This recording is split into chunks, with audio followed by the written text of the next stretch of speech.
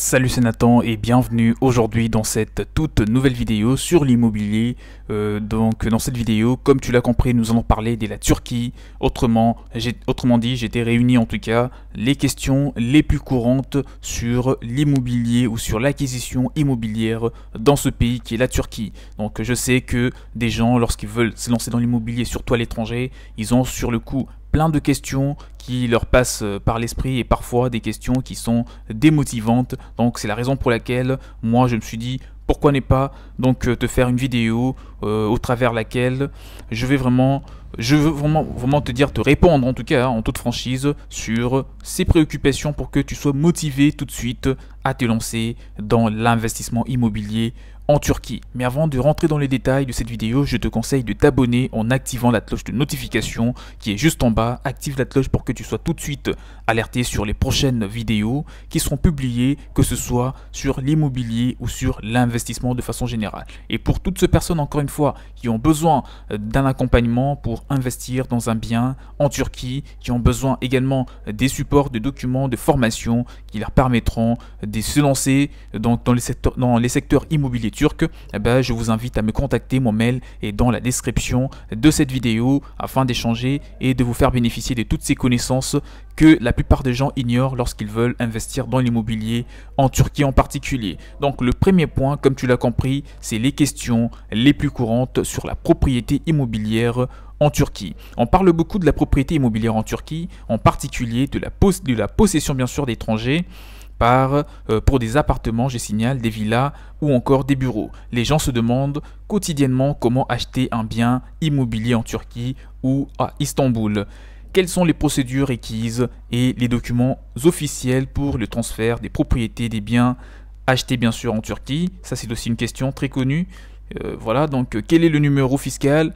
Quelle est la possibilité d'acheter une propriété bien sûr par le financement des différentes banques turques? Donc les questions, il y en a plusieurs. Donc là, je suis en train de te citer justement les plus courantes. Comment obtenir de l'achat d'une propriété? Quel est le prix moyen d'une propriété en Turquie? Donc y a-t-il un système de versement échelonné? Est-il possible de désigner une personne pour gérer l'achat de la propriété en Turquie? Qu'est-ce qu'une taxe immobilière? Qu'est-ce que l'assurance immobilière en Turquie, etc. ou comment gérer un bien à distance après l'avoir acheté. Donc pour cette petite question, comment gérer un bien immobilier à distance, vous pouvez consulter donc des vidéos que je vous ai créées. Il y a une vidéo qui parle justement de comment créer ou comment gérer un bien immobilier à distance, parce que des personnes, lorsqu'ils veulent investir à l'étranger, ce n'est pas toujours parce qu'ils vont vivre dans ce pays. Donc vous qui regardez la vidéo et qui envisagent d'acheter un bien immobilier en Turquie, ça ne veut pas forcément dire que vous allez vous expatrier en Turquie, d'accord? Donc je pense que vous l'avez compris, il y a des gens qui vivent en France, il y a des gens qui vivent aux États-Unis, il y a des gens qui vivent en Allemagne, il y a des gens qui vivent en Afrique, dans des pays, en Côte d'Ivoire, en Afrique du Sud, n'importe où, au Cameroun, tout ce que vous voulez, et qui veulent investir en Turquie. Il y a des gens qui sont en Russie et qui veulent investir en Turquie. Donc vous l'avez compris, et pour cela, il faudra une bonne gestion de son bien immobilier à distance. Donc là, nous allons parler maintenant de points ou des questions qui sont très courantes. Est-il possible d'acheter un bien immobilier en Turquie en tant qu'étranger? Je te réponds en te disant que oui. En septembre 2012, le Parlement turc a adopté une résolution autorisant bien entendu le droit des étrangers à acquérir des biens immobiliers en Turquie sans prendre en compte les principes de réciprocité. Donc j'espère que tu as eu la réponse à ta question. Et la deuxième question, quelles sont les étapes ou les procédures d'acheter un bien immobilier en Turquie? Je te réponds en te disant que premièrement, choisissez le bon bien et fournissez bien sûr les informations suivantes, notamment copie du titre de propriété qu'on appelle tabu ou déclaration immobilière, copie de l'emplacement de la propriété dans le plan municipal ou le relevé d'emplacement, et on a le numéro de propriété selon le plan de la municipalité, donc propriété foncière. Deuxièmement, prendre le numéro d'identification fiscale ou du service des impôts, donc ce qui est très facile. Troisièmement, traduire le passeport en turc et le certifier auprès du notaire avec 4 photos donc personnelles. Et quatrièmement, Donc, quatrièmement, nous avons le contrat d'achat doit être signé par les vendeurs, payer son premier versement qu'il vaut mieux n'est pas dépasser le 25% de la valeur d'achat du bien immobilier sous réserve de l'approbation des autorités compétentes. Souvent, l'acquéreur paye 25% de la valeur de l'immobilier jusqu'au transfert du bien à son nom par les autorités compétentes, puis il paye le reste du montant total après l'approbation de la direction de la région et des autorités. Alors enfin, déposer la demande de transfert aux autorités de sécurité, mais si un étranger, je signale, a déjà possédé un bien immobilier dans les bâtiments, la propriété peut être transférée en un jour et l'approbation prend 45 jours. Si la propriété est située dans un bâtiment où aucun étranger n'a possédé un bien, sachez que je te recommande de ne pas payer le montant total uniquement après l'approbation des autorités compétentes. C'est à ce moment-là que tu devras le faire. Alors, une autre question, c'est quel est le numéro d'identification fiscale en turc et surtout comment l'obtenir? Le numéro d'identification fiscale est un numéro spécial qui vous est parfois demandé lors des différentes transactions légales et officielles ou pour ouvrir un compte bancaire en Turquie. Ce numéro peut être obtenu quelle que soit votre résidence officielle en Turquie. Pour l'avoir, il faut une copie de votre passeport et l'adresse de votre séjour en Turquie. Allez au service des impôts les plus proches de votre région et demandez ce numéro à l'employé concerné. Et troisièmement, donc le troisième point, l'employé saisira vos données dans l'ordinateur puis vous remettra par la suite une carte avec votre numéro d'identification fiscale. Et j'espère que tu as bien eu la réponse à ta question. Est-ce qu'il est possible d'acheter une propriété en Turquie par les billets d'un financement provenant d'une banque? Alors ça, c'est parmi les questions qui reviennent à tout le coup à chaque fois. Donc suis-moi attentivement, suis très bien la réponse. Bien sûr, la banque de votre pays accepte le bien immobilier. Donc bien sûr, si la banque de votre pays d'origine ou de résidence accepte le bien immobilier, elle transfère ensuite le paiement au propriétaire en Turquie. Alors là, dans ce cas, je pense que ça serait bel et bien possible. Donc, est-ce qu'il est possible d'acheter une propriété en Turquie par les billets d'un financement provenant d'une banque? Alors, dans un seul cas de figure, que ça sera possible seulement si la banque de votre pays accepte le bien immobilier et que cette dernière transfère le transfert ensuite par le paiement. Qu'elle transfère ensuite le paiement au propriétaire en Turquie. Combien de biens immobiliers est-il possible d'acheter en Turquie en tant qu'étranger? Alors pour les ressortissants des pays du Golfe, le numéro n'est pas spécifié, donc vous pouvez acheter plusieurs biens immobiliers. Plusieurs personnes peuvent posséder la même propriété et certaines nationalités ont un numéro spécifique tel que la nationalité palestinienne.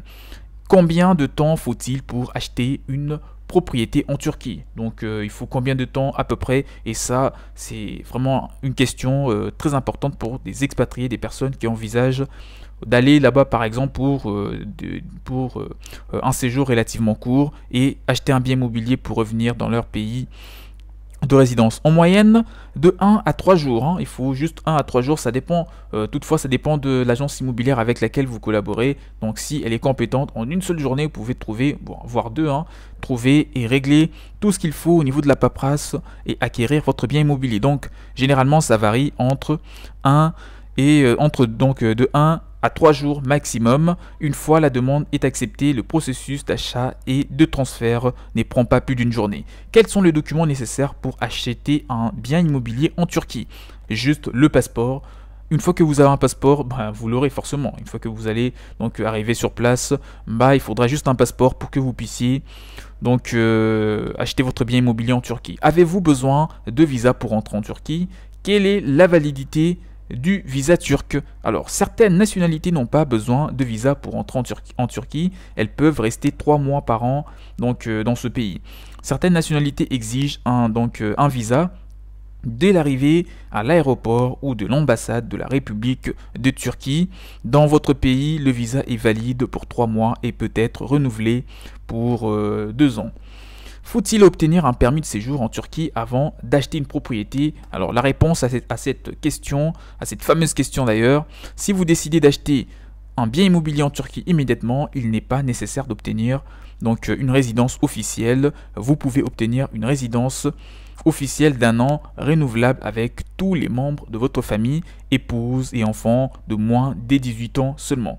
Une fois que vous êtes propriétaire, bien sûr, ça serait possible. Si vous restez plus de 3 mois et n'achetez pas une propriété, vous pouvez obtenir un séjour de 6 mois qui sera bien entendu renouvelable. Quel est le montant de transfert de l'argent de votre pays en Turquie? Vous pouvez à cet effet facilement ouvrir un compte, donc un compte bancaire dans n'importe quelle banque turque et transférer vos fonds sans aucun souci, ou ouvrir un compte dans une banque commune du Golfe et de la Turquie telle que la banque mixte du Turco, donc de Turco et Koweïtienne, et ses filiales telles que la banque des financements koweïtienne aussi est citée au Koweït. Vous pourrez alors retirer de l'argent comme si vous vous trouviez dans votre pays d'origine sans aucun problème. Une autre question, c'est quel est le prix moyen d'un bien immobilier en Turquie, ou encore y a-t-il un système de vente à terme? Cela varie bien entendu, pour te répondre en toute franchise.